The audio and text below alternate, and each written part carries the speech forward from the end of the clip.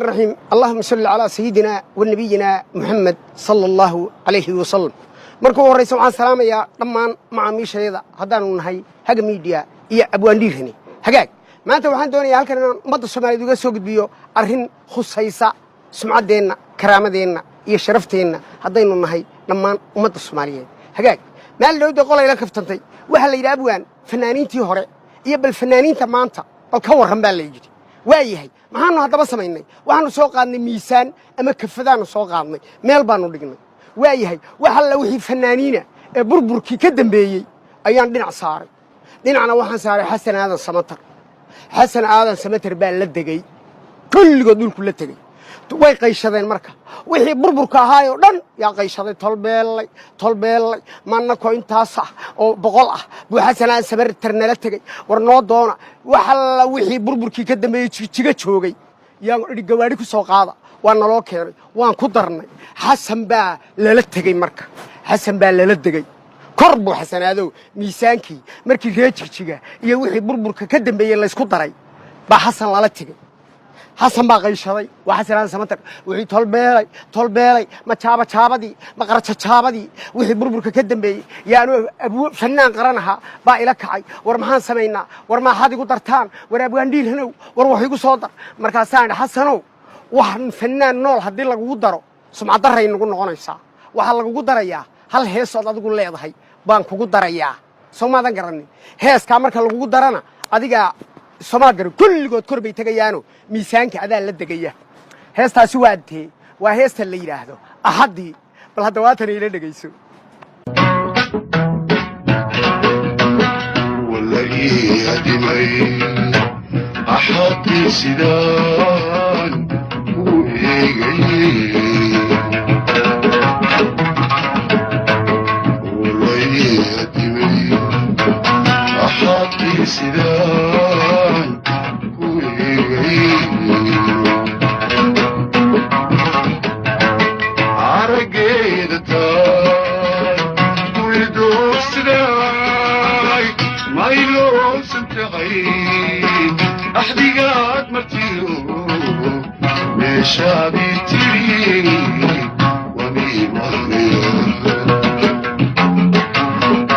waayahay haddaba waad aragtaan heestaas markii xasan lagu daray xasan baa la tegay dhammaan way qayshadeen waxaan cidda doontaan isku soo dara xasan samatar iyo heestiisa ahadda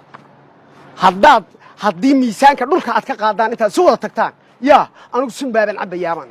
Soomaaliga way su qayla dhaansadeen Jabuuti baa u yeedheen waxa la wixii Jabuuti joogay baa lagu daray way soo kici weey xasan halkaas oo annaka naga joogay Soomaali haddaanu nahay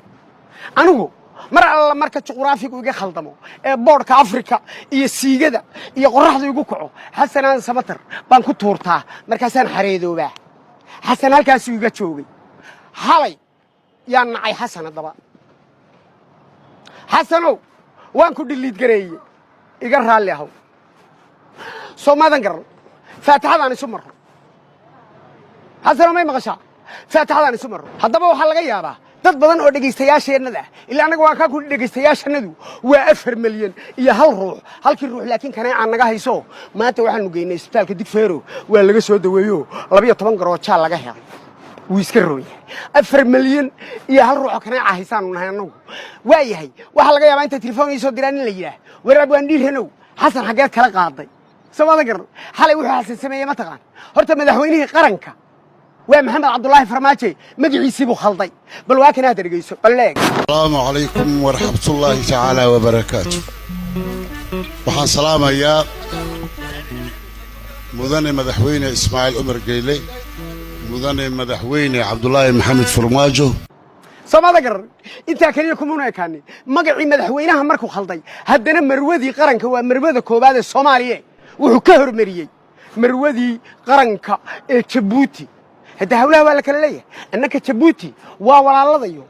وضلك مركان على الله تورني 14 سنة مركان للد بوردي سما قري لكن مركو حسن شوقة مقالة مقدشة مروة كوباد تبوتي إنه هر مريم ما هي مروة كوباد الصوماليا إيه هذا ومام زينبي ما قاعد يبقرن واي بل واكن هذا يلا دقيسو هل كان وحربا إنك السلامو مروة كوباد قدر محمود حيد iyo marwada farmaajo qadra waxaan leeyahay caawa caasimada ka soo salaamay marwada koowaad qadra maxamuud xayd kaaga darane hadeeg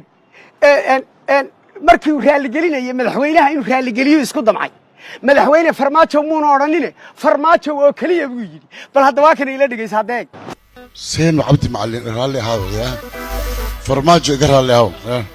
marwada koowaad ee Soomaaliya iga raali haada waxa soo qaldaad ah waxa weeyaan waa غير mas'uulnimo waxa la xasanaan sabatarow de niyow nin aniga madaxaas ii saaray horta xalay baan ku dajiyay waxaan kugu yiraahdaa afka qalaad hadii waxa laga yaabaa in qurbahaas aad ku maqnay 30 sano Soomaali garan inaad Soomaaliga ila garan weyday get it down baan ku yiri ها سمادر ارحل من فوق الرأسي إلى الهنا وبعدين إلى التراب ها سمادر حق عربي أنا وان كميسا حسنا هذا بوحن كله نيوفد الله يقول نبتقلي سمادر إن المروة كوباد الصومالي يقرن ويدا مقعيدة إن الملحوينها مركي أدري قلنا ساعة هذا فرماتشو سيدنا صاحب كا إلا ويقولوا الأمر جيه تقول لك قرب هذا مدحوينا فرماتشو إن ترابي حتى هاي سمادر وحاصرن هذا وحابن نسنا دتك قربها يدبلها كيم هذا يوضن يدي بكوك هيتسنتاي سمادر هذا إيه هذا مركا وحاصرن كهالليو دقيستياش وحنا سيجيا حسنا هذا الصبتر إنه يهي فنان قرن وعن رنتي كفتن جلين oo aan runtii aan oran karo hadda Soomaaliga garan waxaan ku tilmaamo ma garanayo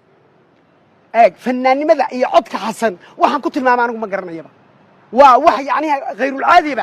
غير العادية balday xasanaada samatar iyo waxa la wixii burburka ka dambeeyay balda miisaanka la saaray heestii axadaan ku daray waan maqlaysay waayahay haddaba isku soo wada duubo weligay mare aan qoyanayn weligay ma maroojin anigu aan idin warramay dhageystayaalow mare aan qoyanayn weligay ma maroojin